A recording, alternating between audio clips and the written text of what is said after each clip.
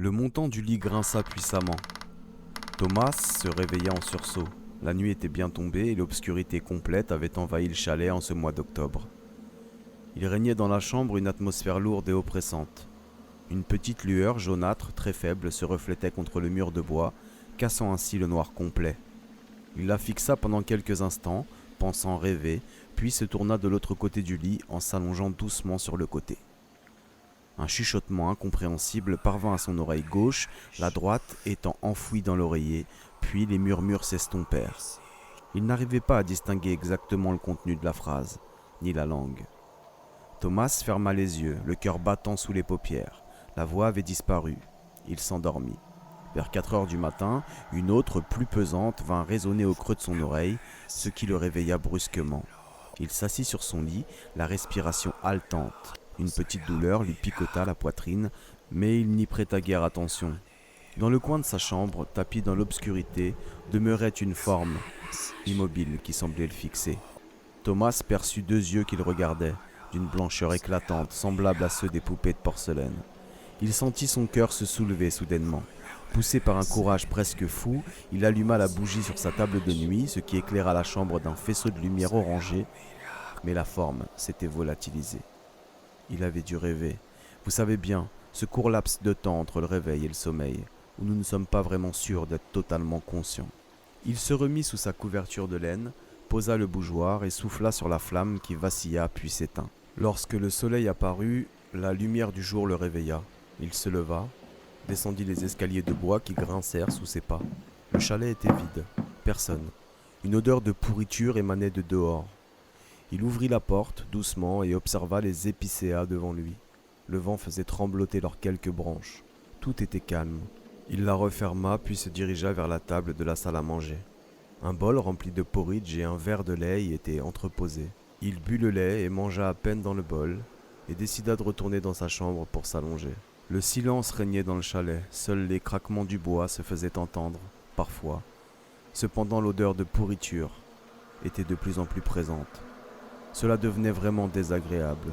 Peut-être qu'un animal était mort, dehors, juste à côté, caché sous le tas de bûches que son père entreposait pour entretenir la cheminée. Cela arrivait souvent. Il se leva et se mit en quête de la provenance de cette odeur immonde de putréfaction. Il enfila ses bottes en cuir, revêtit son manteau et sortit. L'odeur était infecte. Il alla directement au tas de bois, souleva quelques bûches, mais il n'y avait rien. Pas la moindre trace de cadavre d'animal. Non, rien du tout. Il regarda dans la vieille charrette remplie d'herbes mortes et de feuilles, mais rien non plus.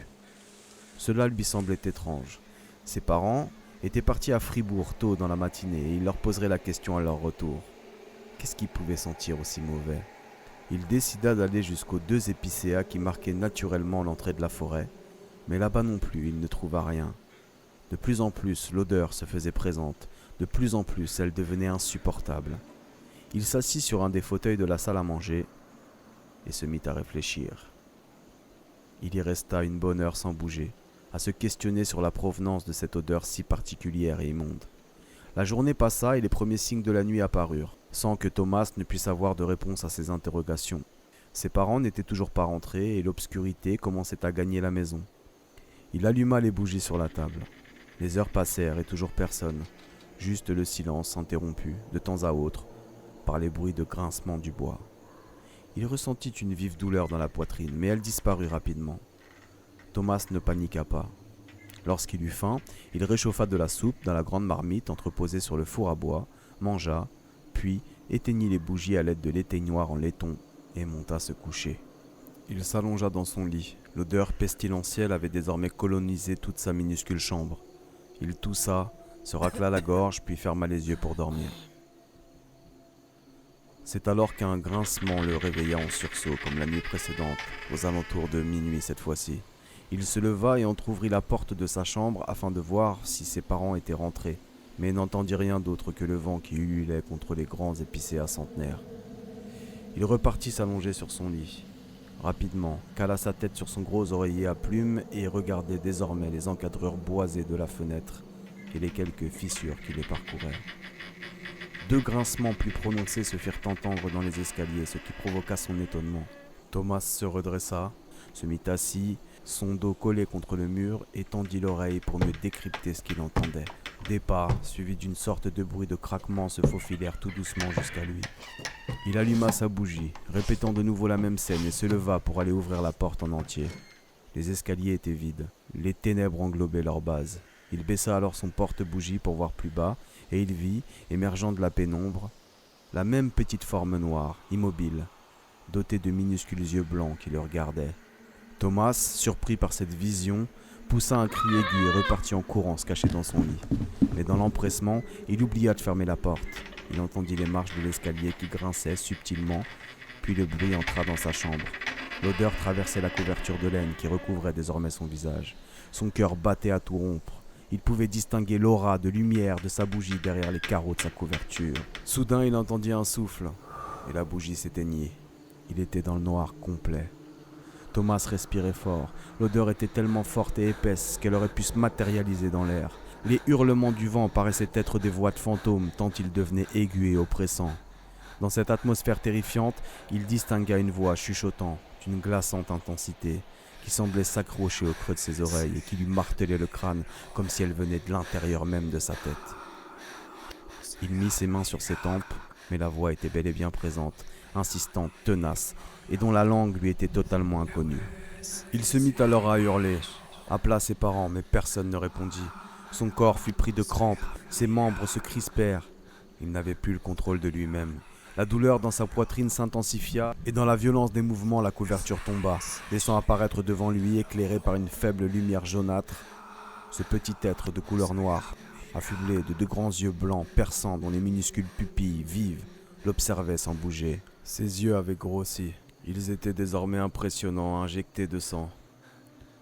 Avec effroi, Thomas prit conscience que la créature qui se trouvait devant lui, la face dépassant de l'encadrure en bois de son lit, lui ressemblait étrangement. Il ou elle n'avait ni nez ni bouche, son corps nu, asexué, possédait une forme humaine mais en plus petite et trapue. Ses mains ne possédaient que 4 doigts, fins et osseux, et ses jambes arquées et décharnées étaient dotées d'os saillants qui semblaient sortir d'une peau noire, qui semblait faite de cuir. Thomas, qui se sentait toujours dans l'incapacité de bouger, vit monter ce petit être sur lui tout doucement, le fixant de ses yeux terrifiants jusqu'à venir s'asseoir en tailleur sur sa poitrine. Complètement terrorisé, il sentit l'air lui manquer. Il commençait à prendre de grandes inspirations, puis à tousser. Le petit être noir le fixait toujours, sans bruit. Malgré la petitesse de sa taille, il pesait étrangement lourd, et Thomas sentait peu à peu sa cage thoracique s'écraser, comme sous le poids d'une enclume, serré dans un étau impossible à défaire. Il trembla, essaya de bouger ses bras mais ne put rien faire. Il voulut crier, mais aucun son ne sortait de sa gorge. Il allait mourir. L'odeur émanait de ce petit être, pas plus gros qu'un nouveau-né, dont la peau noire foncée paraissait dure comme de la lave solidifiée.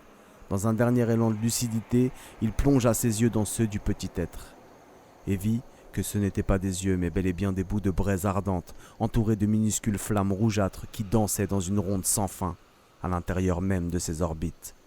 Il allait perdre connaissance lorsque l'être noir, qui fixait toujours l'enfant imperturbablement, commença à chuchoter dans une langue désormais compréhensible. N'aie pas peur, mon enfant. Je suis pas mort et je suis venu te chercher. La respiration de Thomas cessa, son corps se mit à convulser, ses yeux partirent dans le vague, puis il s'immobilisa enfin. Quand il eut rendu son dernier souffle, le petit être noir descendit doucement de sa poitrine, le recouvrit tendrement avec la couverture qui était tombée à terre, puis repartit par la brèche de lumière jaunâtre qu'il avait entr'ouverte au milieu de la chambre. Le lendemain matin, lorsque les parents de Thomas rentrèrent, ils virent leur petit garçon de 10 ans, les yeux ouverts, mort, tout seul dans son lit. L'odeur avait disparu, le petit être noir aussi. Mais où étaient ses parents pendant tout ce temps? Personne ne le sait, mais nous savons bien une chose, et nous en sommes certains désormais. Lorsque la mort arrive, peu importe le nombre de personnes autour de vous, si vous devez mourir, vous allez mourir seul, et c'est irrémédiable. Dans combien de temps vous verrez ce petit être noir? Ça, nul ne le sait, mais une chose est certaine. Chacun d'entre nous fera sa rencontre un jour ou l'autre.